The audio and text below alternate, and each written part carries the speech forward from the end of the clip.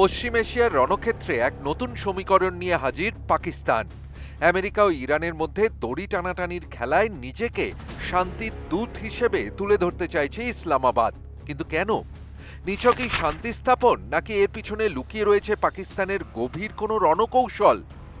CNN news 18-এর বিস্ফোরক report বলছে, পর্দার আড়ালে এখন প্রবল সক্রিয় শাহবাজ শরীফ সরকার। সূত্রের খবর, পাকিস্তানের উপপ্রধানমন্ত্রী ইশাক দার সম্প্রতি রিয়াদ সফর সেরে এসেছেন। সঙ্গে ছিল সৌদি আরব, মিশর ও তুরস্কের মতো আঞ্চলিক শক্তিগুলোর গোপন বার্তা।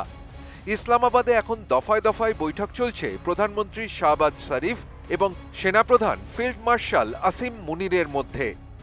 পাকিস্তান চাইছে ওমান বা ইউরোপের বদলে ইসলামাবাদ হোক আলোচনার কেন্দ্রবিন্দু। বিশেষ করে আসিম মুনির সরাসরি যোগাযোগ রাখছেন ইরানি প্রেসিডেন্ট মাসুদ পেজেশকিয়ানের সঙ্গে।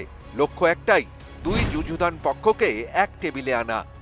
কিন্তু পাকিস্তান হঠাৎ এত দয়ালু হয়ে উঠল কেন? আসলে এর পিছনে রয়েছে তিনটি বড় কারণ। প্রথমত, নিজের ঘরের নিরাপত্তা। ইরান আমেরিকা যুদ্ধ পুরোদমে শুরু হলে তার আঁচ এসে পড়বে পাকিস্তানের বেলুচিস্তান ও আফগান সীমান্তে। এমনিতেই জঙ্গি কার্যকলাপে অস্থির ওই অঞ্চল আরও উত্তপ্ত হয়ে উঠলে বিপদ বাড়বে ইসলামাবাদেরই। তাই যুদ্ধ থামানো পাকিস্তানের কাছে এখন অস্তিত্ব রক্ষার লড়াই। দ্বিতীয় কারণটি হলো ভঙ্গুর অর্থনীতি। তেলের দাম বাড়লে পাকিস্তানের দেউলিয়া হওয়ার দশা হবে।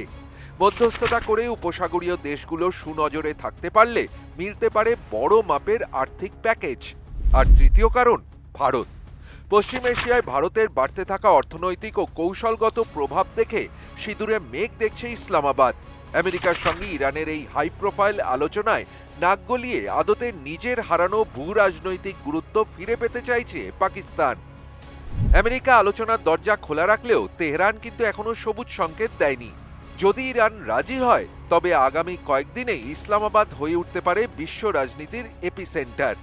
পাকিস্তানের এই কূটনৈতিক চাল কি সফল হবে, নাকি যুদ্ধের আগুনেই পুড়ে যাবে ইসলামাবাদের সব পরিকল্পনা? উত্তর দেবে সময়।